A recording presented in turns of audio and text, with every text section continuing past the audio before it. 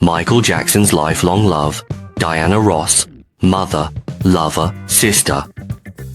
I have always loved Diana and I will always love her.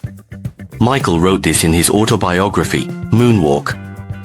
I was captivated by him. He is my mother, my lover, my sister. She is a unique combination of these three.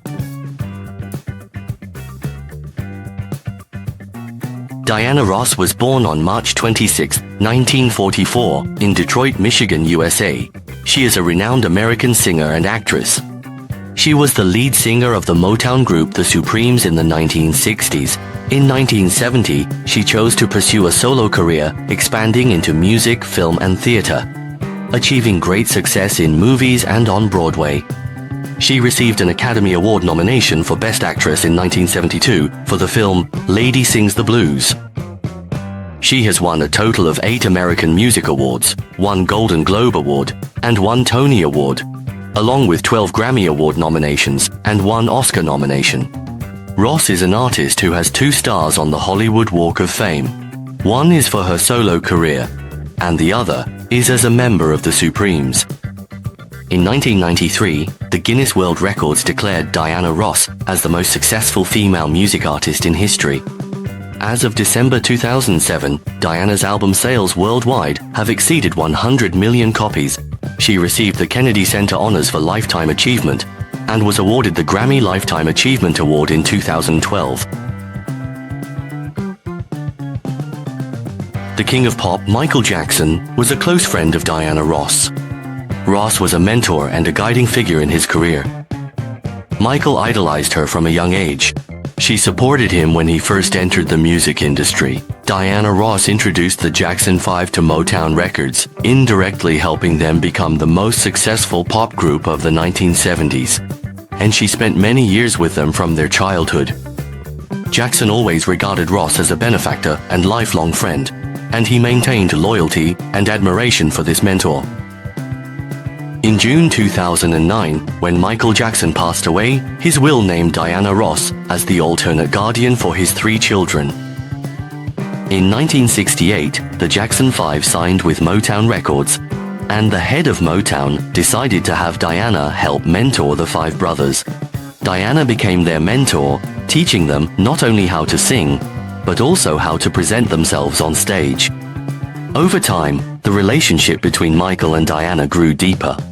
Diana provided Michael with guidance not only in music, but also with meticulous care in his life. Michael and his brothers would sometimes stay at Diana's house, where she took care of them like a mother. She cooked for them, chatted with them, and even took Michael to museums to teach him how to paint.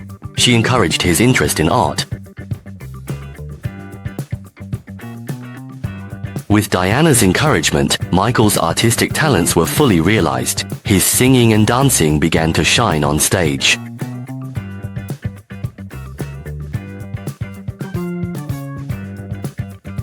Meanwhile, Diana also achieved great success in the fields of music and film. She was nominated for the 1972 Oscar for Best Actress for the movie Lady Sings the Blues, becoming a global superstar. In 1971, Michael and Diana co-starred in a comedic skit called Each Was a Very Good Year. On stage, the two had a seamless collaboration, and their performance received rounds of applause from the audience. At that moment, Michael realized Diana was not only his mentor and friend, but also an indispensable part of his life.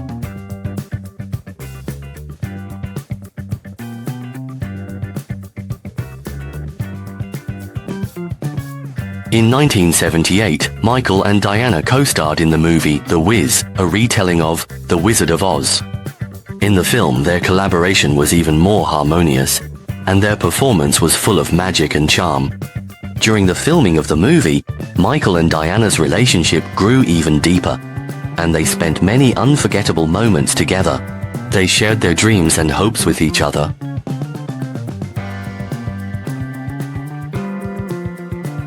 In 1981, Michael and Diana attended the Academy Awards together. At the awards ceremony, the two performed a dance on stage, and their performance drove the entire audience wild.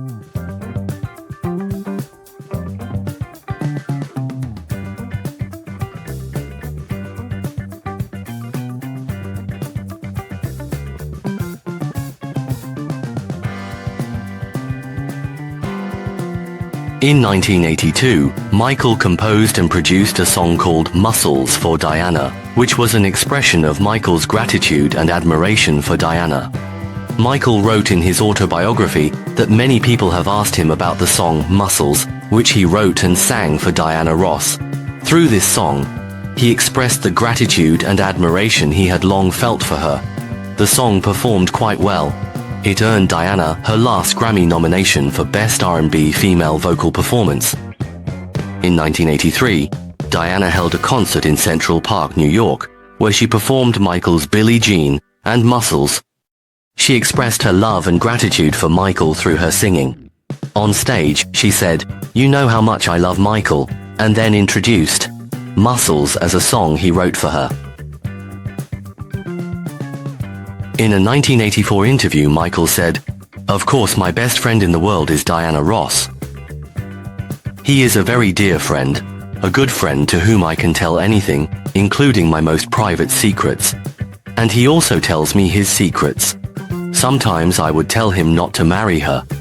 Our relationship will last forever." In an interview, Diana said, "My favorite times are the private moments I spend with Michael. When I'm with him, I try to provide him with a sense of peace, love, and trust."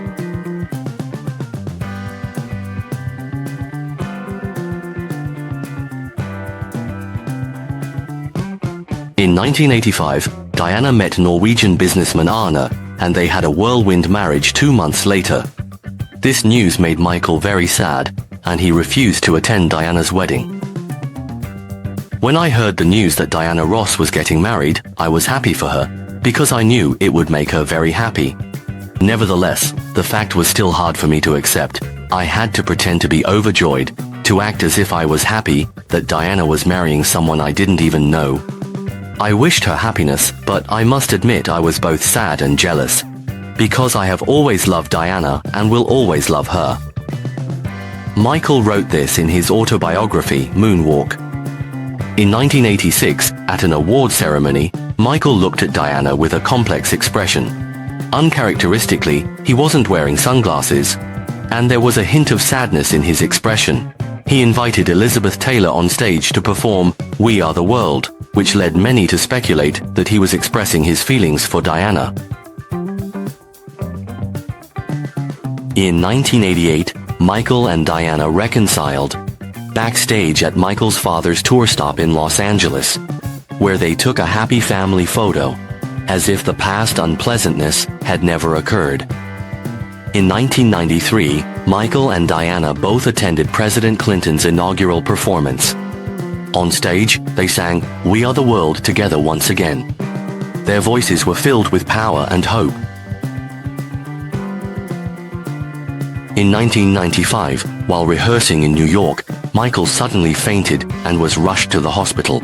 The doctors said the situation was very critical. Diana was the first to rush to the hospital to visit him. She held Michael's hand tightly, tears in her eyes, and said, "Michael, you have to be strong."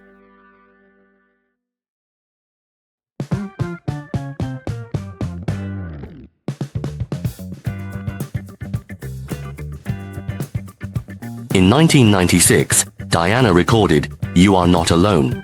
During an interview, she said that recording this song was to test Michael's reaction. This song eventually became one of Michael's classic works. It also deepened their relationship. In 1997, the Jackson 5 were inducted into the Rock and Roll Hall of Fame. Diana recalled those times, her eyes glistening with tears. "Michael, you are one of the most important people in my life. I will always cherish the time we spent together," Diana silently said in her heart.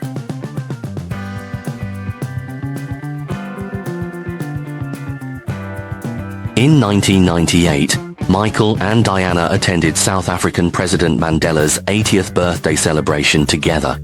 At the celebration, they performed on stage once again, and their singing was filled with love and hope. In 1999, Diana released a new song, Drop the Mask, which was considered a heartfelt confession to Michael. The lyrics were filled with love and gratitude towards Michael. They performed together on stage again at the concert. They sang Heal the World together, and their voices were filled with strength and hope. In 2005, Diana held a tour in Europe called DCZ. Although Michael was unable to attend, he sent his blessings to Diana through a video message. On June 25, 2009, Michael Jackson suddenly passed away. This news shocked the entire world and plunged Diana into deep sorrow. Upon hearing the bad news, she was heartbroken and couldn't get out of bed for a week. She entrusted someone to read a letter at Michael's memorial service.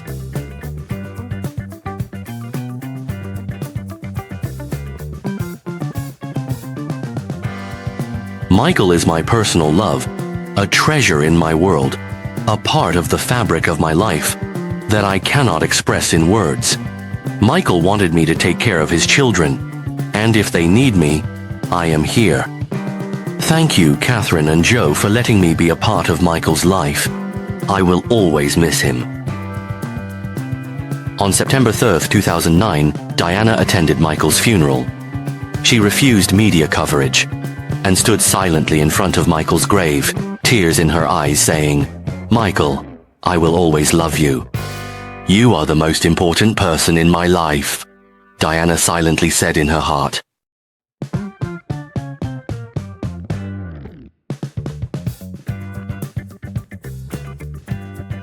As time goes by, the story of Michael and Diana has become a legend in the music world.